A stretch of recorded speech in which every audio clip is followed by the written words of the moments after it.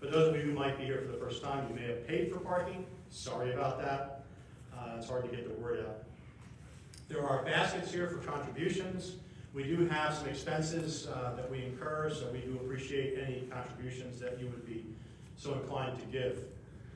One other thing I wanted to mention, and it slipped my mind. So, our purpose is to gather together in a setting where challenging and complex current cultural and religious faith issues are presented and discussed.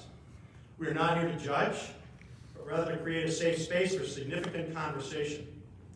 Please be respectful of others and the views that they express. There will be a presentation of, I'm told, about an hour. The remainder of our time will be used for questions and comments, although I'm told that all the questions that you might have will be answered during the presentation. Although we want to encourage good discussion, please do not dominate the conversation to a point where others are unable to express their thoughts. Please raise your hand when we get to that point, and the microphone will be brought to you. The Reverend Dr. Steve Onsman will be bringing the microphone to you so that you can ask your question or make your comment. We believe that we can hold to this format. Everyone will leave here tonight enriched. We'd also like to thank the Doubletree for their generosity in offering this venue. It's a great gift for which we are very grateful. And I've said this, if I haven't said it 100 times, I've said it maybe a little less than that. This has been ranked the #1 Hilton brand hotel in the world in Reading, Pennsylvania. So we are really, it's a real gift for us. I told that to Kevin earlier, and he was astounded at that. But it is true.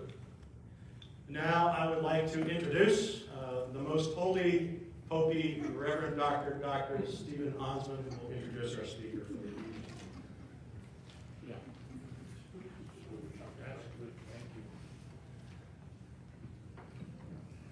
I tell people I want to be called Your Majesty, and they laugh.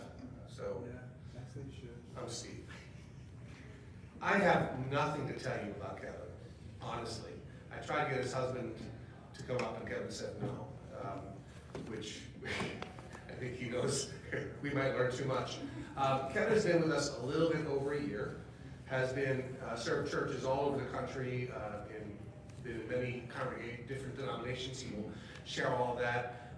We've got to know him as a warm and caring part of our conference staff, along with our conference minister and all the folks who do the great work of the United Church of Christ in Pennsylvania Southeast Conference. So I'm just going to let him tell you his story and think up some good questions, because we really want to know more. Kevin.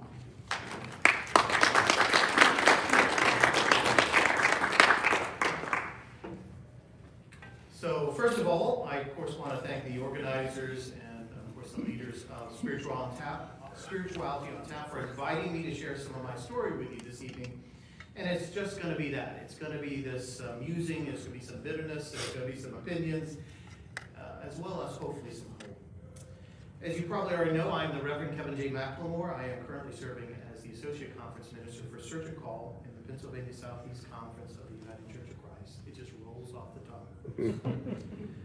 And before that, I served in small, medium, and very large congregations since my ordination in 1998.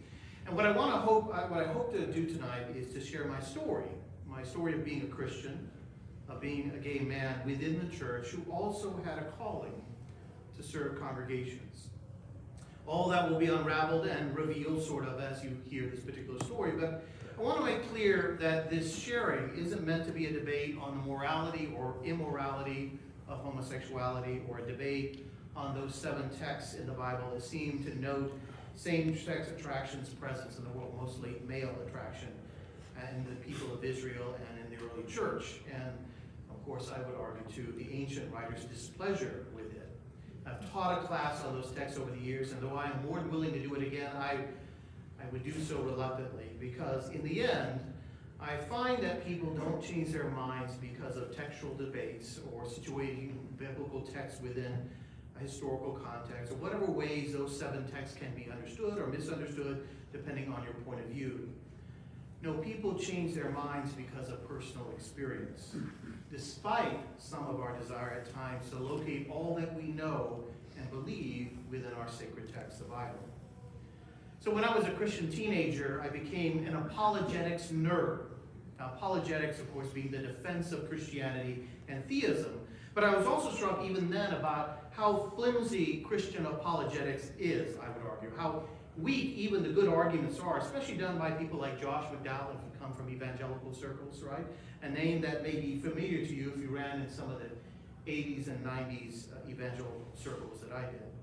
I often felt that the other side, being either the atheists or the liberal Christians, which were all, of course, equated as being the same for someone like McDowell, actually thought they had the better case.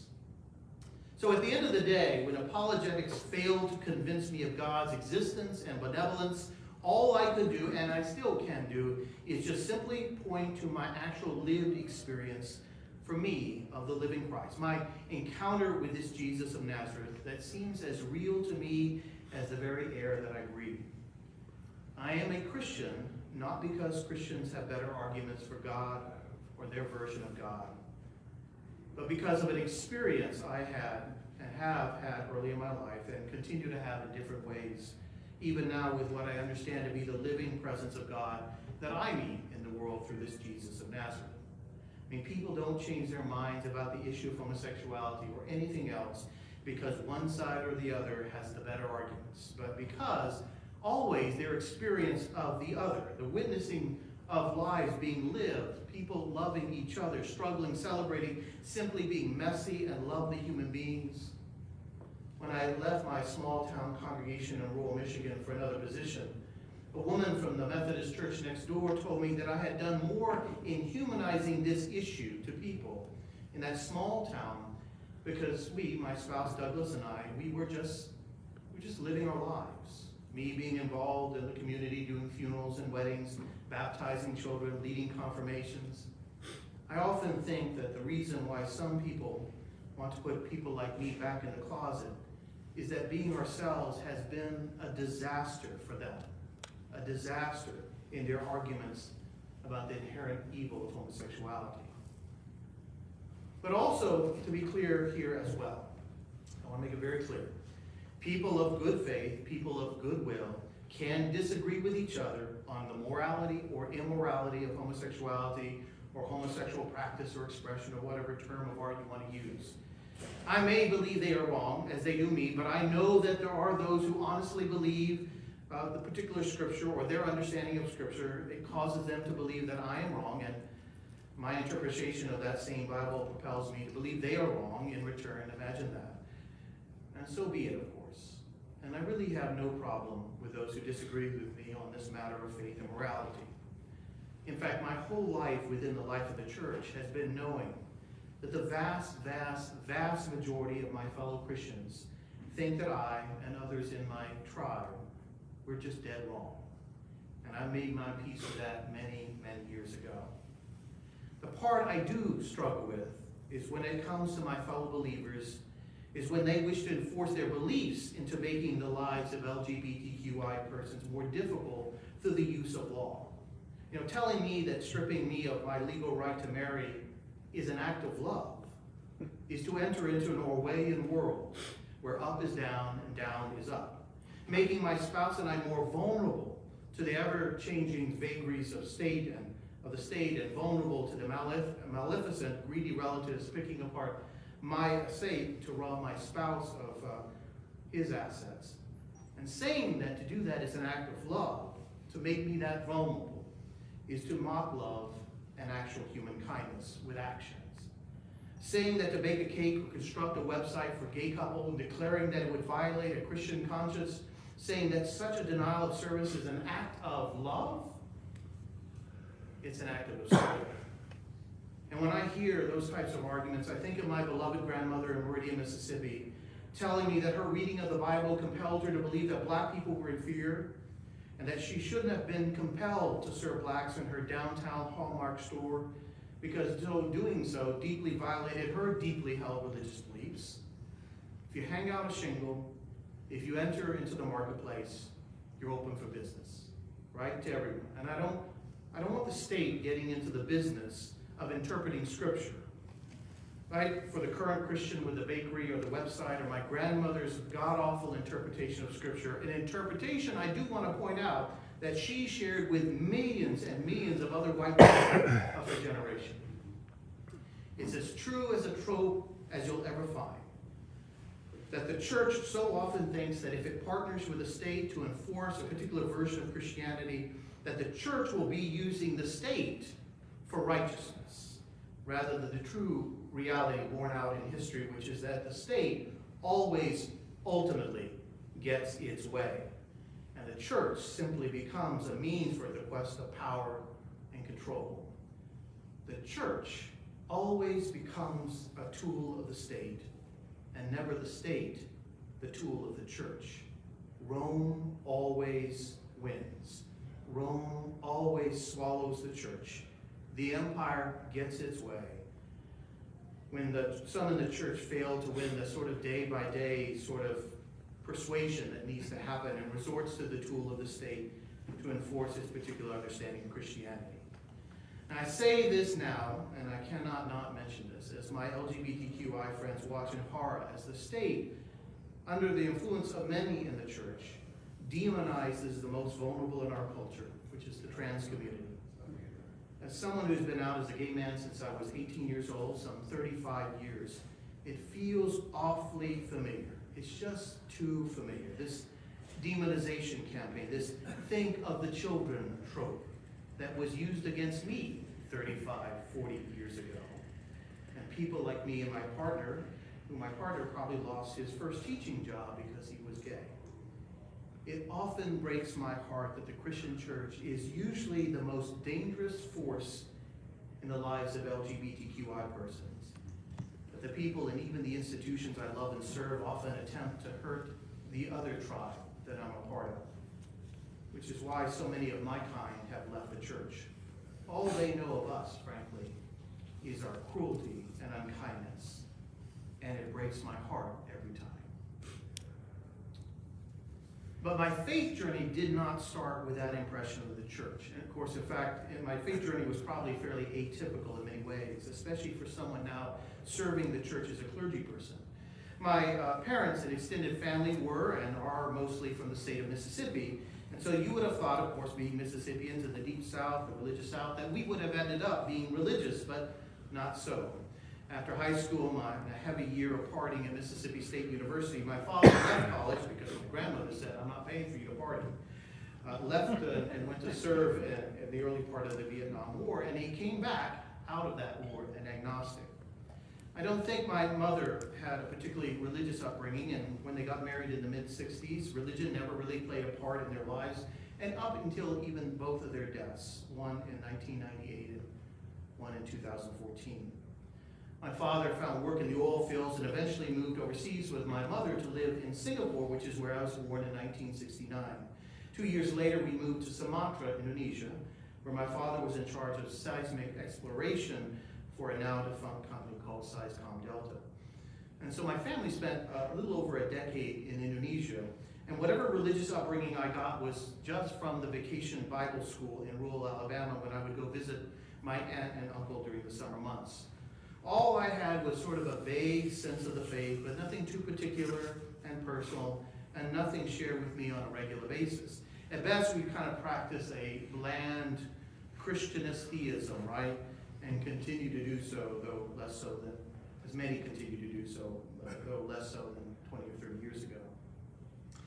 But when we came back to the States in 1982, settling in a suburb of Oklahoma City, I found myself simply adrift in this American culture, despite, of course, visiting here almost every summer. I went from a shared classroom of 11 fifth graders and 4 sixth graders to a school of hundreds and hundreds being shifted around hourly from one class to another. Not my experience up until then. My parents didn't want me or my younger sister to go to boarding school in Singapore, which is where we would have gone after the 8th grade or so. And so they moved back to the States. We moved back to the States and moved back at the worst time to do so in the early 80s with this impending oil bust only a few years away. It wasn't just a cultural shock for me, but really my whole family, my parents, my younger sister. I mean, they had been gone from America for 15 years or so, and now we're starting over in middle age, buying a house at 15% interest rates, filling that house with stuff. We had corporate housing in Indonesia, and then my father having a heart attack and quitting his job a few months before he would have probably been laid off anyway because of the oil bus. It just was a messy, painful time. And I was isolated in many ways as my parents were, not quite fitting anywhere, not knowing what to dress, frankly, having no sense of the rhythm of my country, because I had been gone so long. In that time, that upheaval in our lives, my parents struggled with their lives, their future, their sense of identity as well, and with a problem that had been easily managed with the help of servants taking care of their kids in Indonesia, and that problem was their alcoholism, which became more exacerbated in the 1980s. Now also, I keep wanting to say this, I want to make it very clear. My parents were as good people as I know in terms of parents. They were good people with a bad problem, okay? My spouse has teetotalers as parents, and I would take them over my parents any day. Or take my parents over them any day. Sorry, Douglas.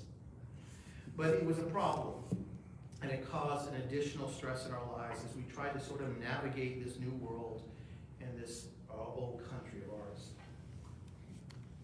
And so, for the evangelicals or former evangelicals among us, it was during that time in my bedroom with my small TV that I began watching Christian television of the 1980s. Oh. Really, one particular television network called the Trinity Broadcasting Network. Ooh, I hear the oohs. This was built on a satellite network and a string of various TV stations they bought. Pentecostal preachers Paul and Jan Crouch. If you remember Jan, she had the big hair, kind of pinkish. And they had built this kind of mini television empire, and they held a nightly television show, or talk show. It was kind of a Johnny Carson for Pentecostals. It was a show called Praise the Lord. And I began watching it, and one night I prayed the sinner's prayer, a staple of evangelical white culture.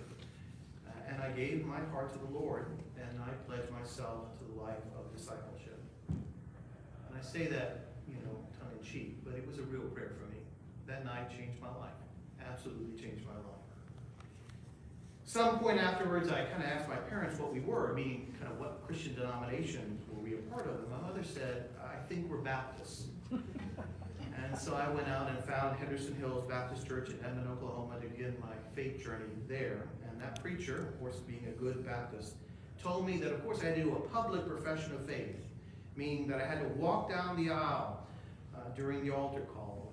You would hear the endless strains of Just As I Am, as the preacher waited for those who wanted to rededicate their lives to the Lord or come to know Jesus for the first time. And after the fourth Sunday, of him patiently waiting for me down there, I finally did it and did my public profession of faith. But in the end, that church and that youth group didn't really quite work out for me. And a friend of mine in junior high invited me to her church, which is called Village Baptist Church in Oklahoma City. It was there that I found a spiritual home. It was there that the preaching was thoughtful. At that time, there were moderate Southern Baptists, and it was there that I met a youth minister that changed my life. Ronnie Adams led a vibrant youth group in the church, and we would listen to video cassettes of Tony Campolo, right? He was acceptable to evangelicals at that time. And we went on mission trips and went to Falls Creek, the big Baptist church camp in Oklahoma. The great thing about Ronnie was that he let me ask questions about things like human evolution, an idea that was, of course, fought in those circles. Well, I have to admit that evolution sort of made sense in the terms of plain facts.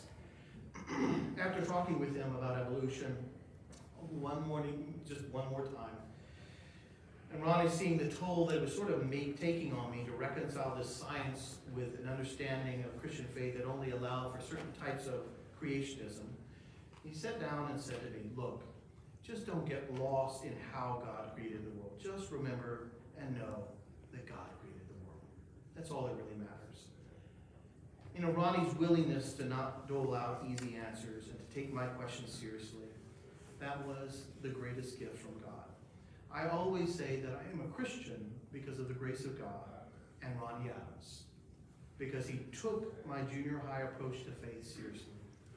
And it was also during that time, during one of those youth summer trips at Falls Creek, filled with thousands of youth across Oklahoma, that I felt that call to serve the church in pastoral ministry at the age of 15 or so.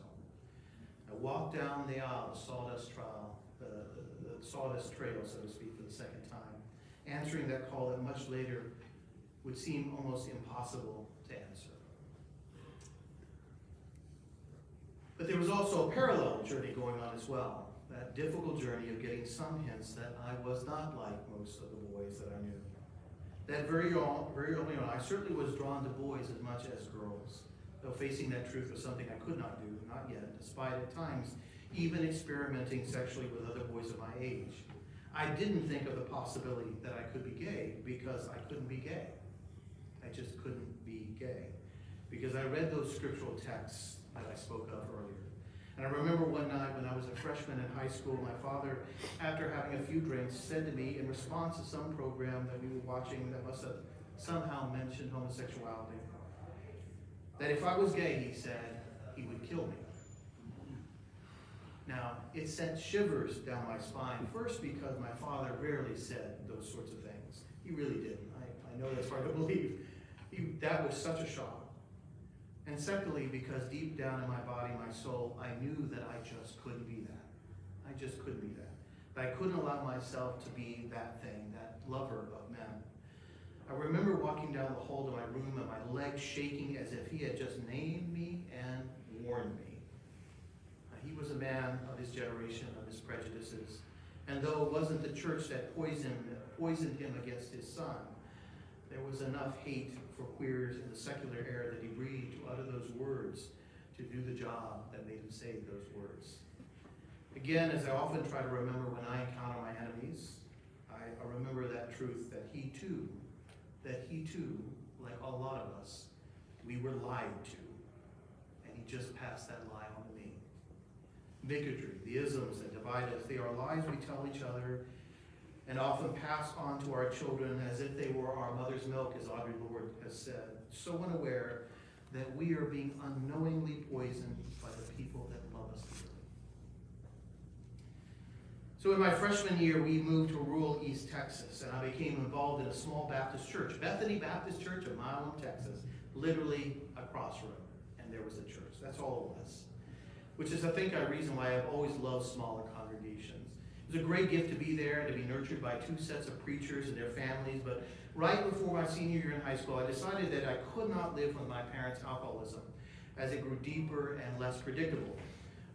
Again, thankfully, they were not physically abusive, they were not generally verbally abusive, it was just the constant uncertainty, if you've ever lived with an alcoholic or experienced that, the constant uncertainty of whether my mother would be passed out when I came home from school, things like that. After some back and forth, it was agreed that my mother and I, my sister and I would move to rural Alabama to live with my aunt, uncle, and cousins. My parents would go to Missouri to follow a job prospect. Aunt Linda had always taken in my different cousins over the years. She shepherded us through rough patches with our parents, and doing that shepherding with love, acceptance, and always a bit of discipline, right? It was always, all my cousins went to live with Aunt Linda at some point, okay? It was the place to get sort of straightened out. It was during the fall of 1987, from the chaos of my family life, that a light kind of just went on. It was somehow, if I just moved myself out of that chaos, something just went on. As I was experiencing this crush on one of my male schoolmates, one that I could somehow now name to myself, because somehow I had the room to breathe. And it was in that moment that I realized that I was gay. And of course, it scared the hell out of me. Just scared the hell out of me. I went to the Bible, the one I had already read all the way through twice at 16 or 17. I found those texts of terror about homosexuality and crucified myself on every one of them. I wrote Rodney Adams, that youth minister from Oklahoma City, or Oklahoma, confessing this horrible secret to him. It was maybe the first or second person I ever told. And he wrote back to me and told me all the right things for someone of his generation and his theological background, that he loved me, and so did God, and the choice before me was to change somehow or remain celibate for the rest of my life. And so I entered into a time of prayer, 3 months worth, begging and praying to be changed. And yet it was clearly not working. I was still crushing on that guy, And over time, it just seemed to be as innocent as it really was.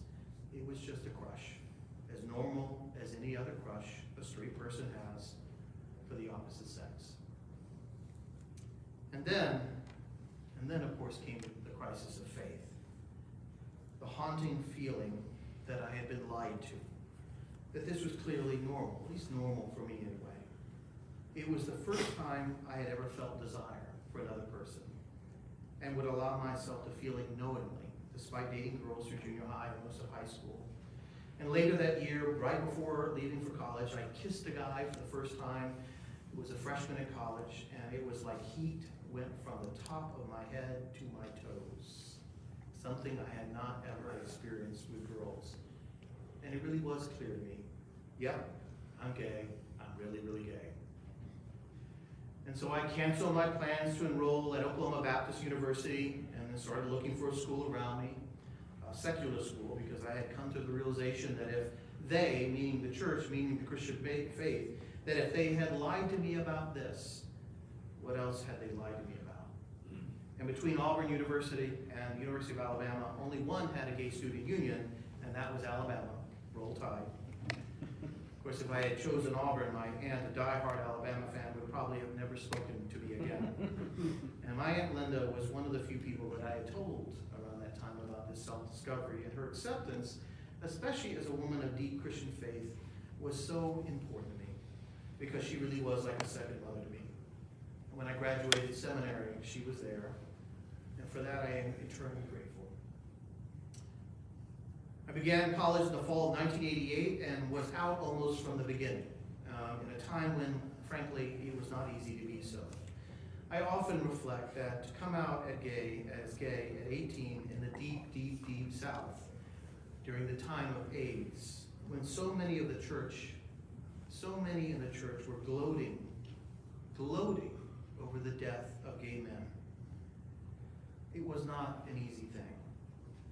Now, of course, their logic, God loves lesbians because they didn't get AIDS, and God was, of course, a lousy shot when it came to aiming God's ire towards gay men, always hitting children and hemophiliacs and so-called innocent victims. It's a ridiculous belief, folks. But if you were the brunt of that contempt, of that hate, of that reading of the suffering of your kind, it was not easy. I mean, in the deepest recesses of some of our hearts, we ask, could they be right? Did God hate us so much as to wipe us off the earth? But of course, to believe that God would kill hundreds of thousands of gay men for simply being gay, it requires an understanding of God that frankly makes God unworthy of human worship. It is the equivalent of believing that God sent COVID-19 to kill off the elderly who were far more vulnerable to it, or God sent the Spanish flu in the early 20th century to kill young adults because they were more vulnerable to it.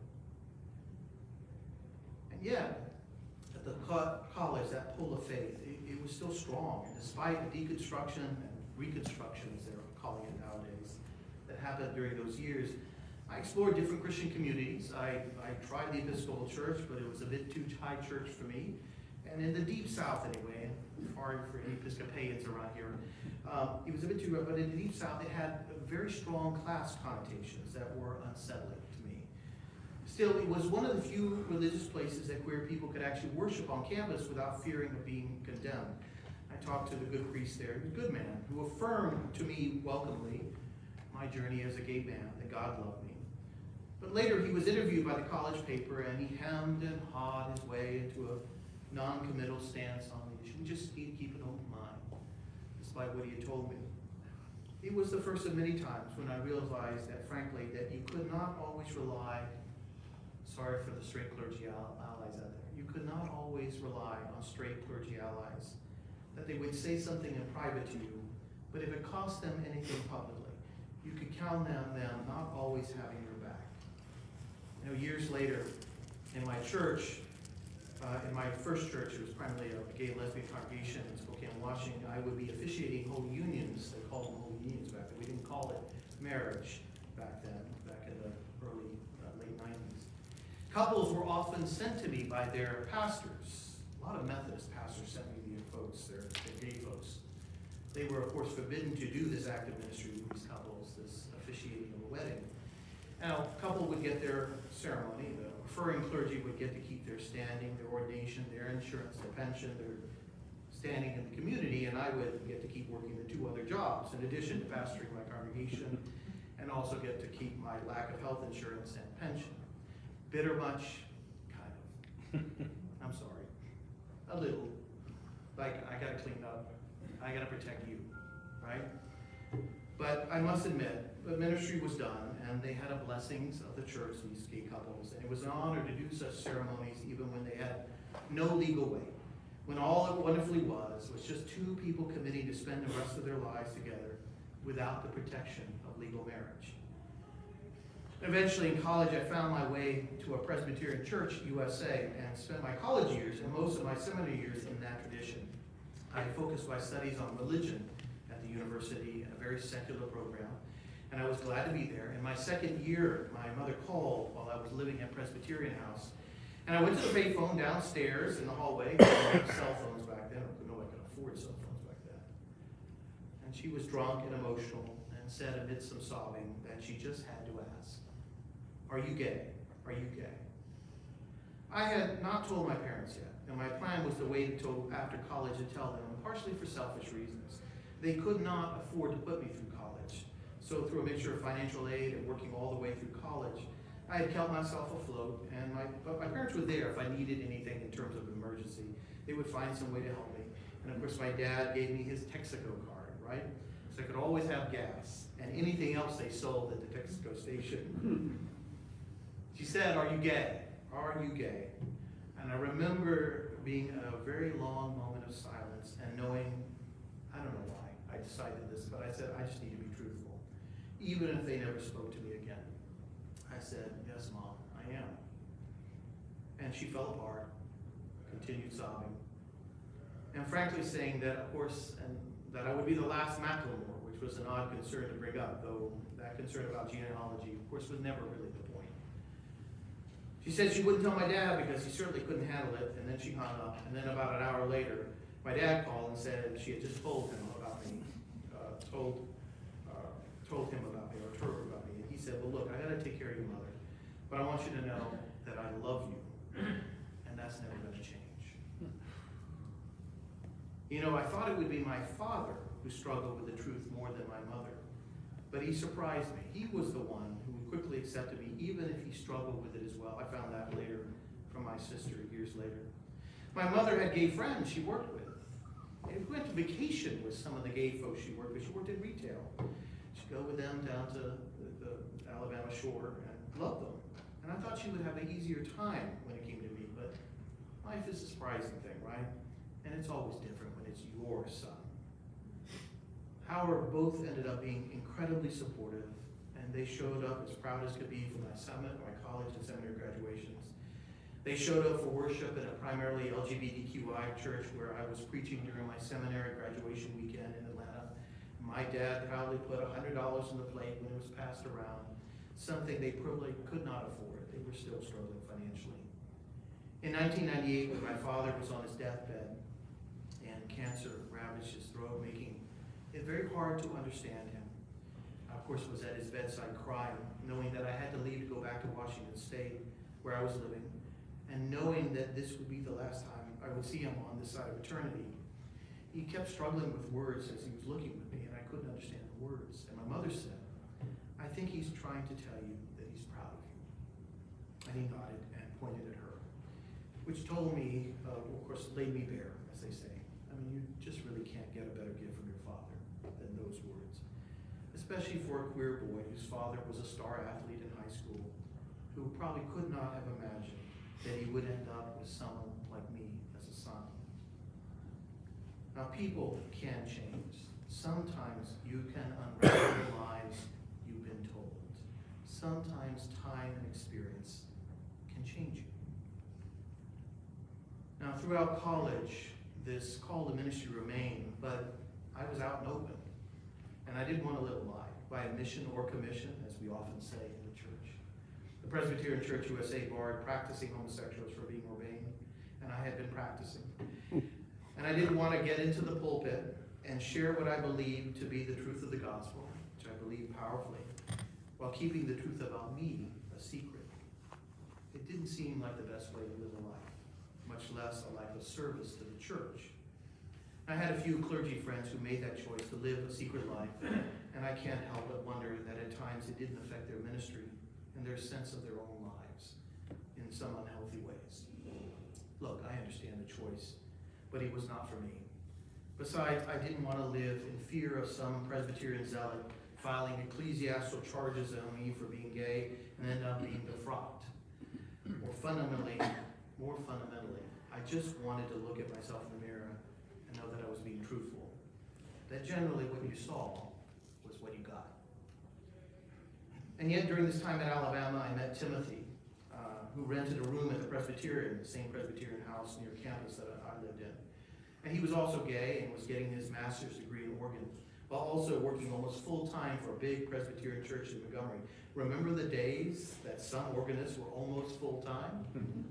Those are long gone. One night in tears, Timothy, who was maybe 22, 23 at the time, told me that he was HIV positive. At a time when the life-saving drugs of 1997 were years away. He had not told many people, and somehow, for some reason, entrusted me with this information. I think actually the faith is one of the reasons why. He entrusted me this very naive, scared sophomore in college, and I was just stunned and kind of overwhelmed with this information. A few years later, when he finally had his first visit to a hospital because of the disease, and it got out that he was positive, the church elders approached him with a deal. Presbyterian church elders approached him with a deal. They would keep him on as the organist. They would let him keep his very good health insurance if he would just sign a statement saying that he had repented of his homosexuality. Later, when I visited him in the hospital, when he was close to death, skin and bones, he shared with me that he had resisted signing it because he didn't believe that it was sinful, that he was sinful. But an Episcopal priest friend of his in Montgomery encouraged him to do so just for the sake of the health insurance. You know, it's a really weird moment because it was like he was apologizing to me when he told this, as if he had let me down some way. But of course he had, right? You do what you need to do. I get it. It was okay. Timothy, it's okay. When he died, I was living in Atlanta in seminary, preparing for a life in ministry, perhaps. And we went to his hometown, small hometown, for the funeral. No service was held at the church, of course. It was only a graveside, and there were a few of his gay friends, far away from the graveside. We dare not approach. And his father kind of joined us on the other side, way away. He was even further from the grave, so ashamed he was of his queer son who had died of AIDS. And then the church choir for that church, that Presbyterian church, who had blackmailed him into repenting so that he could keep his good health insurance, they were there singing songs of praise to God as if nothing had happened. Now, watching that moment, I wondered, why even bother? Why even bother? What kind of fool am I to want to serve people who visited such cruelty on a dying man? It took me months to darken a church door again. After that, even while I was in seminary.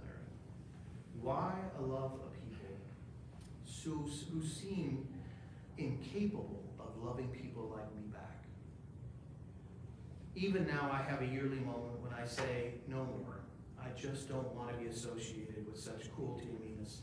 It's happened a lot this year with the whole trans stuff. I just don't want to do this. And of course, after a while, it passes. I will say that yearly come to Jesus crisis just keeps me honest. And I hope I never stop questioning my solidarity with the church, despite my deep love for it. I love the church, as flawed as it is. Some of my good and smart gay friends have taken me to task for sleeping identity, so to speak, right? And I don't push back anymore, because frankly, I don't often have the energy to defend the indefensible. I mean, they are right in a lot of ways. And so I graduated college in 1992 with a degree in religion, with no seeming way of serving the church as a pastor, and doing so with integrity. And so I did as one does with a religion degree and no prospects of being a minister. I managed Haagen-Dazs shops in Birmingham, Alabama. It's actually not that bad of it. But it wasn't ministry. It wasn't my calling. And I fell into a very deep depression, having this calling but no way of answering it. I was beginning to entertain some very unhealthy thoughts, acting in some unhealthy ways, and decided to find some professional help. So I pulled out the local gay newspaper at the time when they had gay papers, even in Birmingham. And I found an ad for a psychotherapist and set an appointment to meet with him. So at the end of our first session together, he put down his notebook and he told me that he was a former Roman Catholic priest who had left ministry to become a psychotherapist and was now married to a woman who was the director of Christian education at a local Presbyterian church, independent Presbyterian in Birmingham. If there was ever a God moment in my life, it was that moment. Because he was the first person who counseled me, was with me, who understood the power of a calling and a love for the church. After 3 months, he finally told me, frankly, that he didn't know what the future was going to be when it comes to ministry for me. But he also said this, he could guarantee that I would probably be dead in 6 months if I didn't at least go to seminary and explore this calling. And he probably was right. I was slipping into an even darker place. And my family has a history, not surprisingly, of depression, as it is. And those words shook me deeply. They were God's word to me through him. And I listened, and I quickly applied to Candler School of Theology at Emory University, a school recommended to me while I was visiting a UCC church in Birmingham, Alabama. A few weeks before I left Atlanta in the fall of 1993, for Atlanta, I got an envelope in the mail from that very therapist with a note saying that my time with him was a ministry for him and not a service. And every dime that I had paid, he returned. I am forever grateful to this man and to the God who spoke through him. So I went to seminary at Candler. I was still a Presbyterian with no clear path to ordination that didn't include at least some untruthfulness on my part. Now, going to seminary seemed like a foolish thing to do. I still think it was probably a foolish thing to do. But it was an act of reckless hope on my part, that God would find a way when there seemed to be no way. I joined a wonderful Presbyterian church in Atlanta, Clifton Presbyterian Church. Though again, I was still so unsure of my own place within Presbyterianism. By my senior year, it became clear that if I wanted to actually serve churches, congregations, I would not be able to serve within the Presbyterian church. It's not that I didn't know that years earlier, but the situation was always whether to move on. Some have asked why I didn't consider becoming a member of the United Church of Christ at that time, where I at least had a chance, since there was nothing officially obstructing my ordination in most places in the UCC. But I'm from the South. There was one UCC church in the state of Mississippi, okay? I know they're on every corner in this place, in this area, but they were foreign, so to speak, right? What I heard then, even then, back then, and has had confirmed since from others, is that yes, you might be able to get through the ordination process, but actually getting your first call was almost impossible. And that people had spent years in limbo state that we in the UCC call ordination pending call, never quite getting the call. I didn't want that. I didn't want to wait. And so I settled on the Metropolitan Community Church, a small denomination that was started in 1969 by the Reverend Troy Perry, whose mission was to serve the LGBTQI community as a church.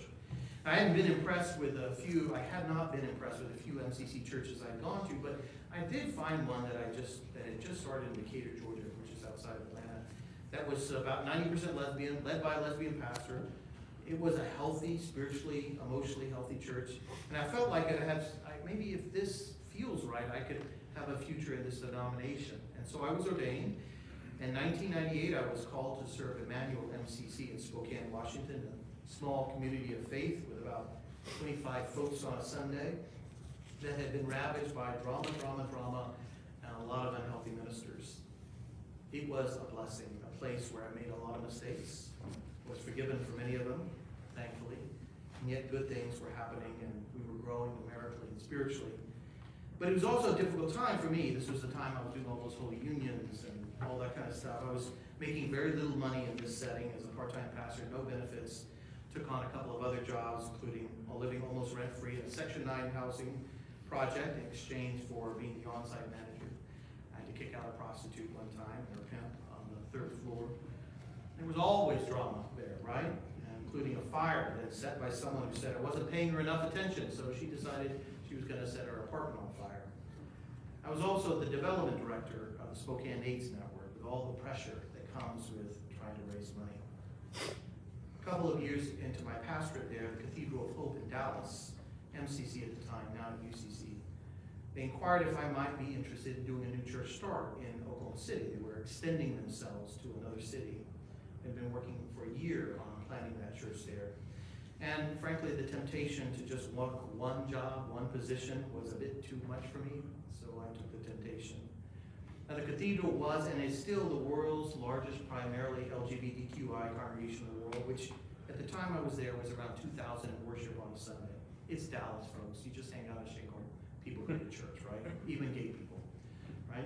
I spent almost 4 years on staff there. I learned a lot. I learned a lot about myself and all the blessings and curses that come with a church of that numerical size and with that kind of leadership. But that is a story for another day. At the end of my time there, I was ready to go back home. I was ready to go back home to the mainline church. And the UCC had become more receptive to souls like me. And I was eventually called and hired, I guess, by UCC Church in Houston as an associate pastor, and then became a UCC minister through privilege of call, sort of the transfer of our ecclesiastical orders. When the vote came at my ecclesiastical council, and Douglas and I remember driving home after that, I could hardly believe it, because I didn't think that was possible in 1988. It just didn't seem possible. Of how the story found its way back here. Now, my last pastorate was in Chicago, Illinois. Having left that good place only a year or so ago. And those 10 years with that church were a blessing. It was an absolute blessing. But I have to say that it was my first pastorate as a solo UCC pastor where so much coalesced for me, my time at First Congregational Church in Coloma, Michigan. It was my first UCC congregation as a solo pastor, as a gay man serving a primarily heterosexual congregation. It was a time when the UCC was experiencing great uproar after the General Synod made an invitation to the UCC churches to consider same-sex marriage equality in 2005. I had heard some stories of how that uproar manifested itself here in Pennsylvania, in our Pennsylvania UCC churches. But just imagine me being an out gay man doing a search for a new position during a time when people like me were the centers of a sometimes toxic debate in the United Church of Christ and its churches. I circulated my profile to almost 50 churches, and I could not get anyone to interview me. I thought I had a strong profile. There was a lot of good things you would think would be interesting to some people. But I am sure that many churches saw that very simple line, and I had to put it on there. You were not required to do, but I had to just be upfront. That simple line naming Douglas as my partner, and I'm sure that was a deal breaker for many of them. I remember late into the search wondering if I had made a mistake in becoming a UCC minister. At least in MCC, I would be judged by my pastoral skills, not my sexual orientation. And then I get an email from a small church in a small town nestled in southwest Michigan. It was an open and affirming congregation, though it was primarily so because the son of the church had come out, and everybody wanted to show their support to Sven, and so they did a study and became an O&A congregation. Seriously, it wasn't just probably for Sven, but again, and again, personal experiences change people's minds. In the end, almost always. And they called me, and Douglas and I spent some good 5 years there. But being there at that church seemed like a distillation of my journey as a Christian and as a gay man serving the church. Despite being open and affirming, being an open and affirming church, 7 people left before I even arrived. They had never met me, making clear that they did not want to be served by an openly gay person. Welcoming people like me and Douglas was one thing into the pews. It was another thing to be pastored by me. That was something altogether. There were moments that I will never forget, including when a woman who had just joined the church before I got there, and some years later, as she was the treasurer, we were in the office together, she shared with me late in my tenure there at Coloma, she said that she had to be honest. She kind of confessed that she and her husband, who were in their 80s at the time, they just joined the church before I got there, and they thought about leaving. They thought, I don't think, before I even got there, I don't know if we can do this. And I'm very, very, very glad to say, she said, I'm just glad we did. That was deeply affirming to know that, that I didn't scare her, right? And then there was a letter from a member early in my tenure asking to have her membership struck from the rolls. And later I was told that this woman, it was a woman that everybody knew had a son that died of AIDS, which the whole town knew about, and was a source of great shame for her to have had a gay son who died of AIDS. She thought she, of course, had hidden it away, like you could hide something like that in a small town, right? This shame of hers, her rejection of her son. But it was an open secret that most everyone in Coloma knew about. My presence certainly must have triggered something in her, the shame of having a queer son that she had rejected, as so many families did in the 80s and 90s, many good Christian families, lest we forget. And then there was Bibbs, a woman in her late 80s, who at my candidating service said to me on the pew, she said, "Roll Tide," which startled me. She had gone to the University of Alabama in the late 20s, right? And loved having an alumnus of her school around. Of course, we would commiserate about Bama football every Sunday in the fall, what had happened the day before, of course. Much later, I found out through her daughter that Bib's son had also died of AIDS. He showed up one day at her door, unannounced, after living in LA. And Bibbs reacted very badly at first to the news that he was gay. And then with, of course, a mixture of fear of public shame that he also had AIDS. It was not her finest moment, her daughter told me, but she ended up being there for her son until his last days. I have no doubt that her kindness and her support of me and Douglas, it felt like a sort of penance, some attempt to make up for that initial rejection of her dying son. Here it was, two women of faith, both deeply affected by their son's homosexuality and their death by AIDS, living out two very different paths, one of denial and rejection, the other of eventual acceptance and grace. A choice that, of course, the church has continually always had before it, over and over and over again. And then there's a time when the son of a woman who had left the church at his encouragement when I arrived, because she said, or he did not want his mother being pastored by me, wrote an email asking that she still be allowed to have her service at the church, even despite the fact that she stopped coming. He grew up, this son had grown up at the Coloma church, but had become much more conservative as he aged and came to despise the church of his youth. And someone told me later, one of the folks who knew him as a child, they would say he was not well liked as a young person and became less so when he became an adult, right? When his father died, he had asked his conservative preacher to do the service in my former church, which was allowed by the congregation for some reason, during which the preacher eventually kind of told the congregation they were all destined to hell. And when now this son had asked for this request for his mother much later, who hadn't yet died, that he asked that not only not I be in the place, like not be the officiant at all, but that I play no role in the service, and that I should be gone from the building while anything was going on. Now, of course I was offended. But look, this couple had been in the church for 70 plus years. And who was I not to make way? Literally, the pulpit I preached from every Sunday was handcrafted by the husband of this woman. You know, I told my clergy friends, and they were outraged on my behalf and were wondering why I wasn't. I think it was just that I was used to people thinking that I wasn't a real minister, just a fake minister. I was not an authentic minister. So this was no real new slight to me. At some point, you have to let go of your need for validation by others, including within the church. And I approached the council with this request and thought they would agree to his demands. And honestly, I kind of had no problem with it, right? They've been here forever, right? And honestly, I was willing to more than aside. The only thing I said was like, maybe we don't have the fundamentalist preacher telling everyone they're going to hell. Like, put a limit on what you can say that way, right? You know, I was used to being told that all the time, right? To stand down for the sake of others' beliefs about me and people like me.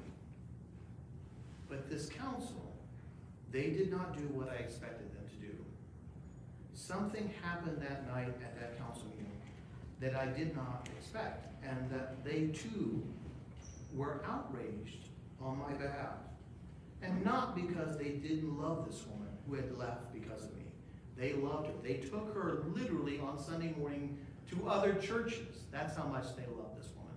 Took her to appointments. I even took her to some of our doctor's appointments, right? They were good to this person. And so, just something weird happened that night, right? They loved her, even after leaving the church because of me, you know, my simple prison. But for some reason, they just were not going to stand for this son's demands. They didn't think of themselves as a chapel to kind of be hired out, right? And though they tolerated the son's request the first time, because at least their pastor at that time did some part of the service, they were not going to do it again, especially when I would not even be allowed on my church's own building for 2 to 3 hours during the service. And they were angry. And I have to tell you, I was shocked.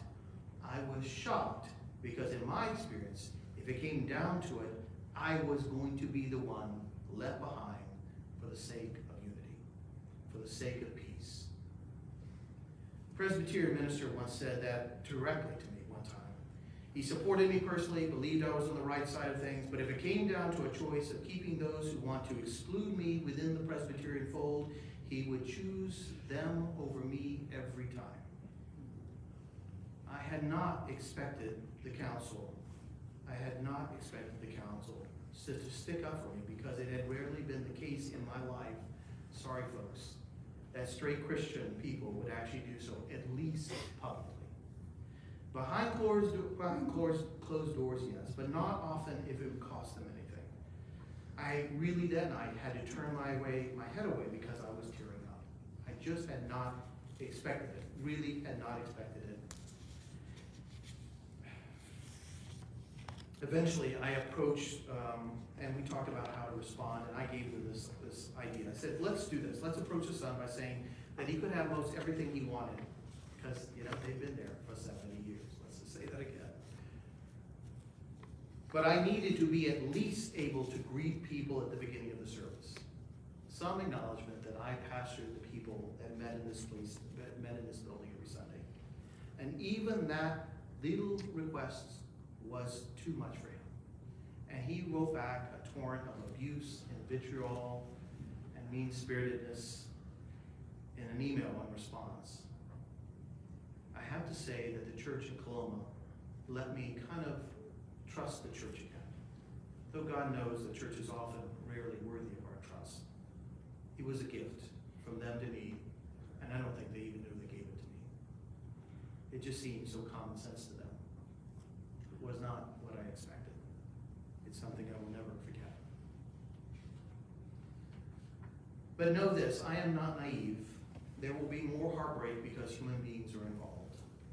When I would do membership classes at my churches at the tail end of the service or the class, I borrowed something an MCC pastor once said in her classes. Because so many of the people coming into her church were joining the first truly welcoming congregation in their lives. This was of a different time. At least welcoming of those who were LGBTQI persons. They often arrived with a lot of sense of expectation and excitement, right? They were excited. She would always say that she wanted to be upfront and frank with them, and that she could guarantee 2 things. First, that like any other church, this place, its people, herself, that they will likely break your heart. We will fail you because of what we did or didn't do, or what you think we should have done but didn't. This church is as human as any other church you've ever been in, full of sinners like any other church you've ever belonged to. We will disappoint you, and you will disappoint us. You will fail us as well. But here's the second guarantee.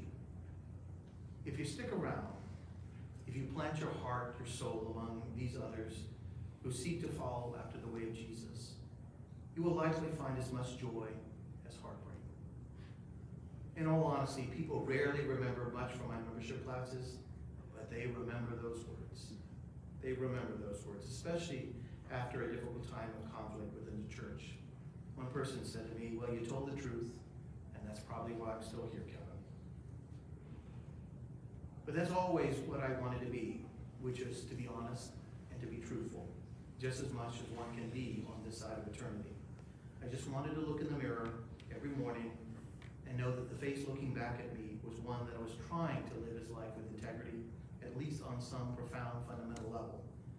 Now, having said that, I've got my spouse Douglas of 20 years of gathering tonight, who can tell you all stories of true tales where I failed those very same words. What has not failed me, though, is God's amazing shaping of the journey. One that I could not have really imagined when I began it. That somehow with my basic integrity in place, that I would able to be open about my life without fear.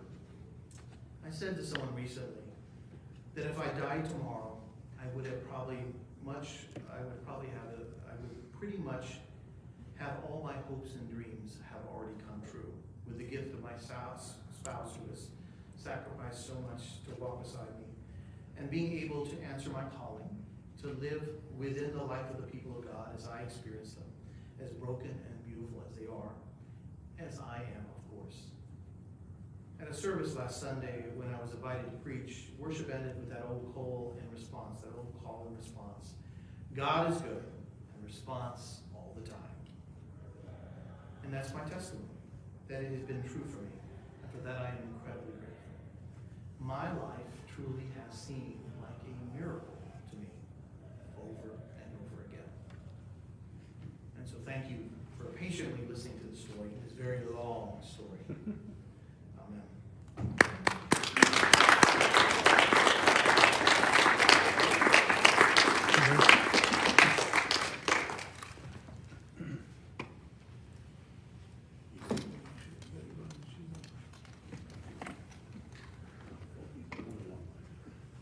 Comments, questions, thoughts?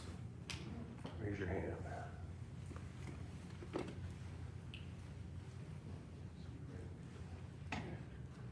I spent several years, I'm a hypnotherapist. I've been in practice for 35 years, and I ended up at some point getting involved with a social agency here in Reading, working with both men and women who had HIV for one reason or another. And then later on, I've spent several years working with a counseling center that supported those in the LGBT community. And I was always so impressed by the strength of the people who came to me and the terribleness of what they had to deal with. And so I had the same conversation with so many people where I said, there's nothing wrong with who you are. Labels are irrelevant. God made us all sexual, and that makes it okay. That was a great gift of words to them. Comments, questions?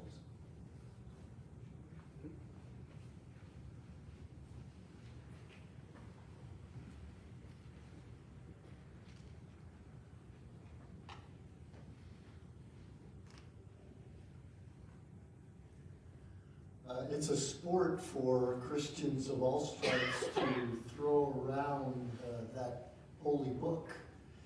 And I have over the last few years had great fun looking at, I shouldn't use the word fun, the story in Acts of Philip and the eunuch. And then using that as an introduction to talk to people about what it means to be transgender. Do you know what a eunuch is? And just use that story. I said, Philip didn't hesitate. They jumped down off the camel and he was baptized. So Anybody who is trans should be welcomed into the faith community as fast as Philip did that. I said, and then I smile and say, I just wish Jesus had met a couple of gay guys at the well. And we could have settled this book right there. So I guess my question is related, what do you think about that story as to how it informs us as Christian people? Well, I mean, that story, of course, in Acts, is one of those stories that has often been used in books and treatises on this kind of invitation that of the sexual other, right? I mean, in a culture that really defined masculinity and femininity, here comes the eunuch that doesn't fit in either world, and yet there was nothing barring him or her, that person, from receiving the good news of the gospel, right? From receiving baptism. It also shows us that it's not a new thing, right?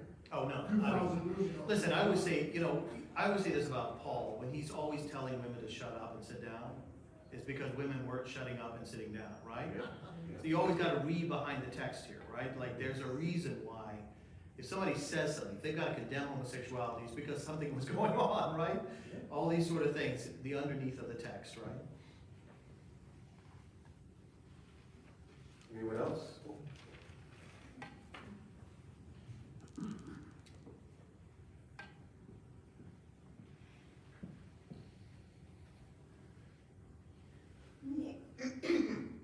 Near the beginning of your talk, you said something about the government and the church, and I'm not sure I quite understood. Yeah. So it is distressing to see the rise of, it's always been there. The kind of evangelical right, the hard right, trying to use laws to, especially right now, demonize trans folks. But that's the canary in the mine, so to speak. That's a real signal that the future is to try to strip from gay people the right to exist as fellow citizens of this country. And what I said was, look, it's an irony of the church that it has never learned the fundamental lesson that it thinks it can use the state for its purposes, when in fact the state will always use the church for its purposes. It will never win the battle. It thinks it can go and make laws and control, the world. And I've often said that's, the fact that the solution now is to use the state to punish trans kids, trans people, LGBTQ, make sure they don't get served in certain places, is because they've lost the persuasion war, right? The problem is we kept coming out. The problem is that people got to know us, and all of a sudden you've got to say to somebody, I don't think you should be married, Kevin, Douglas. I'm sorry that you have to have a document list of, before we got married, we had a list of stuff to protect us. Because frankly, his parents and family, if they saw an opening, they would have come after whatever they could have, if in our relationship. Just having that marriage certificate, that civil union earlier, it protected us tremendously. And so my frustration is when I hear people say, but I'm stripping you of your rights. This is an act of love. Again, as I said, it's just Orwellian. It's just like, what are you talking about? It's word mush. It doesn't mean anything if what you say is to make people more vulnerable and scared and fearful. But maybe that's the point on their part. In the scripture reading we have about the temptation of Jesus reminds us that even the devil can quote scripture. That's right.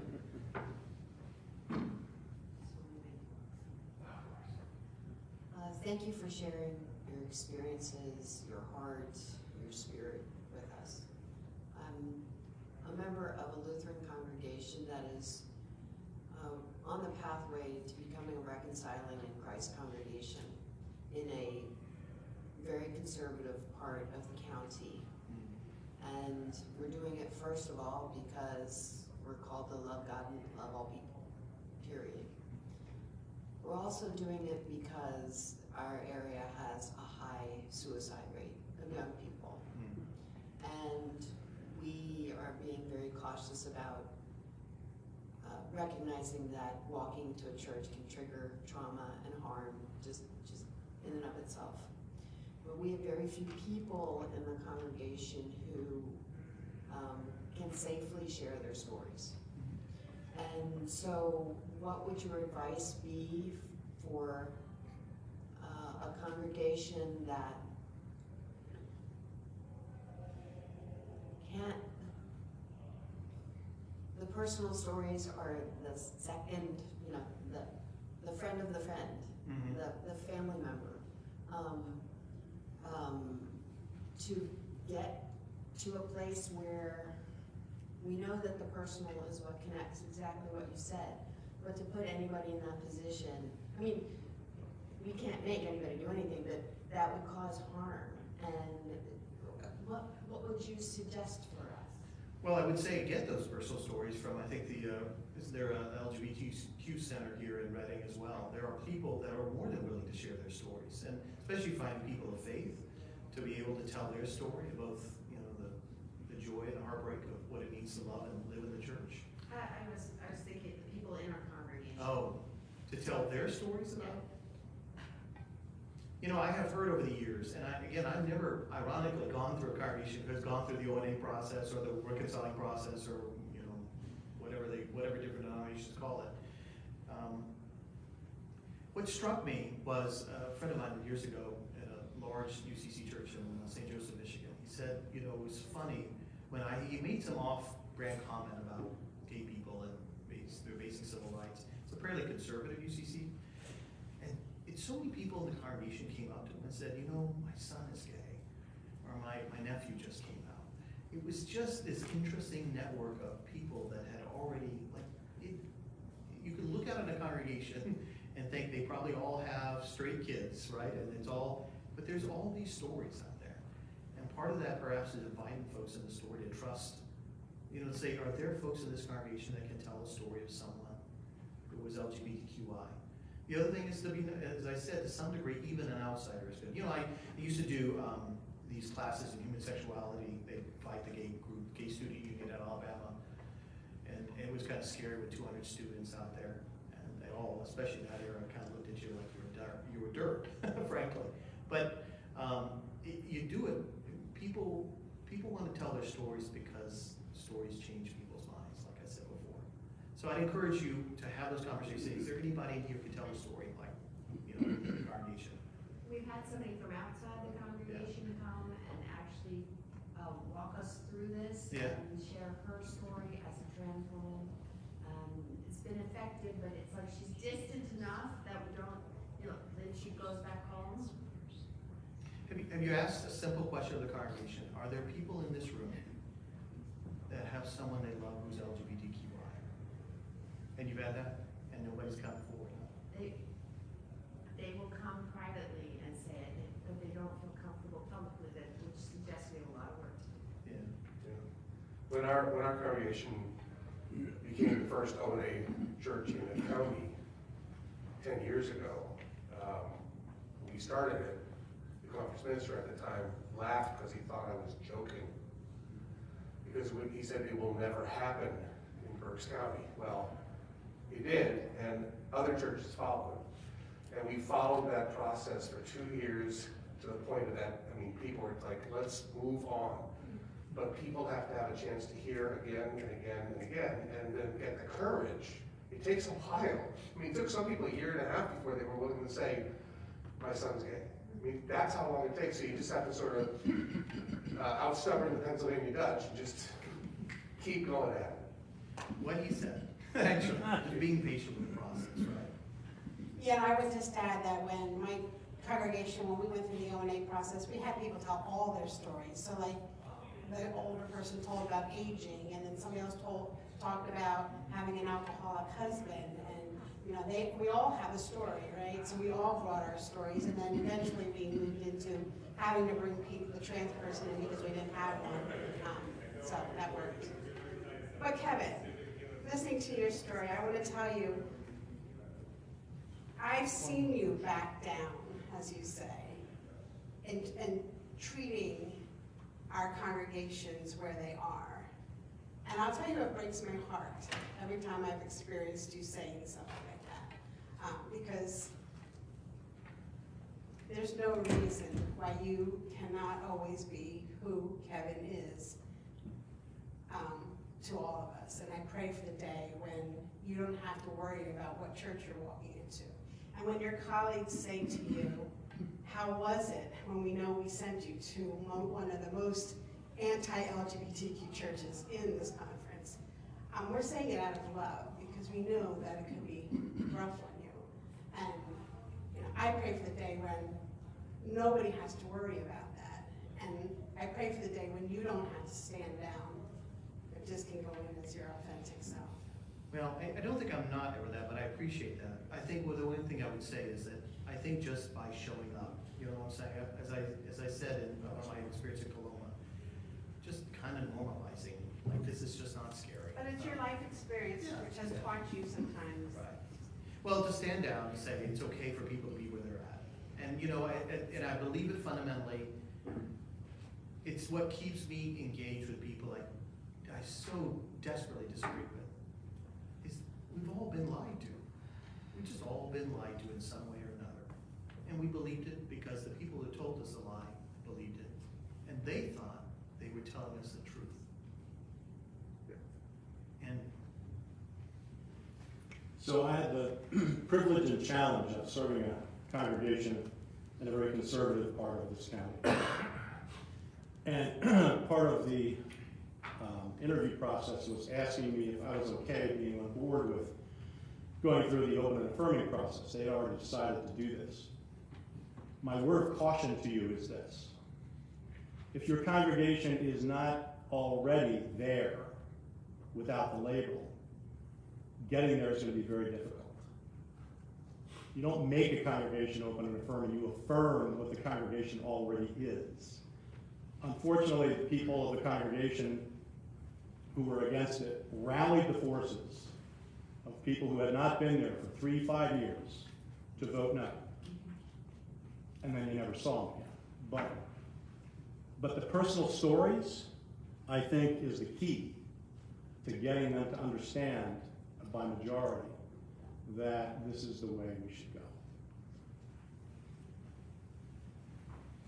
again, Sven, this one guy came out of that church, started the process, because we all love Sven.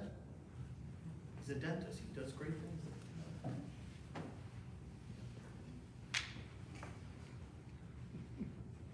Kevin, thank you so much for sharing your faith here.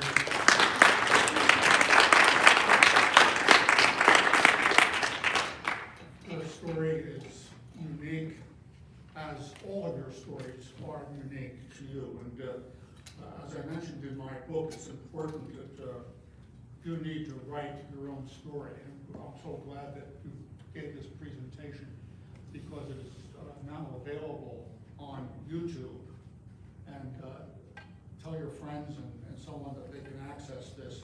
And if you want to hear more, please go to that. And thanks, Steve, for your making that available to us. We learn from each other's experiences, and it's important that you have learned something tonight from Kevin's and Douglas's experience together over their course of their lives, and I think that's so important to us. So thank you again for making it available to us.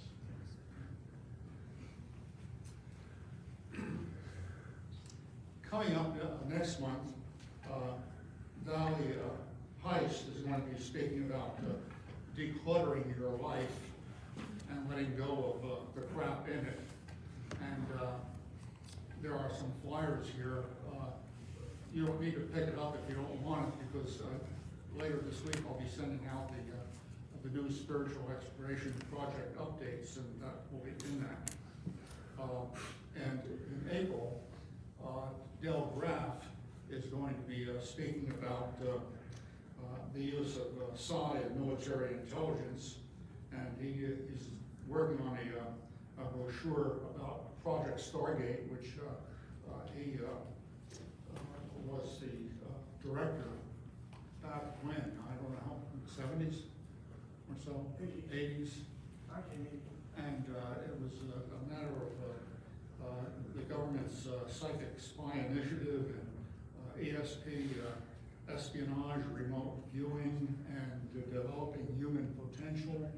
And he'll tell us more about that, so that will be a very interesting program.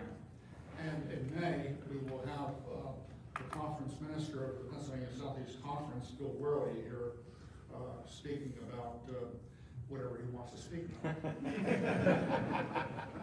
We don't have a topic yet for that. And if you're on our mailing list, you'll know that we have several other spiritual exploration projects. Soul Cafe, which is now meeting at West Lawn Methodist Church, and we'll be hearing about children's past lives remembered, which that should be an interesting presentation by Diane Seaman. So come to that. All of these are free and open to anybody. Next week in Kutztown, Contemplative Spirituality, we will have Eastern healing modalities, and you'll learn about Shumei, Jorei, Reiki, yoga, and others. And we have 3 people who are practitioners that will be speaking and demonstrating some of those. So if you're interested in developing your own healing potential, you may want to come to that. I'll be sending out a spiritual exploration project update later this week, probably Thursday or Friday. And if you're not on our mailing list and want to be, please sign up here at the, if you're already on the list, you don't need to sign up. If you think you're on the list and you're not getting it, that's because I can't read your handwriting, so do it again. And also, we welcome your contributions and your, to make this possible, and we appreciate that. Bob, Steve, is there anything else that you want to add? Nope. No. Okay, we're good. Thank you all for coming. Have a good night. Thank you all.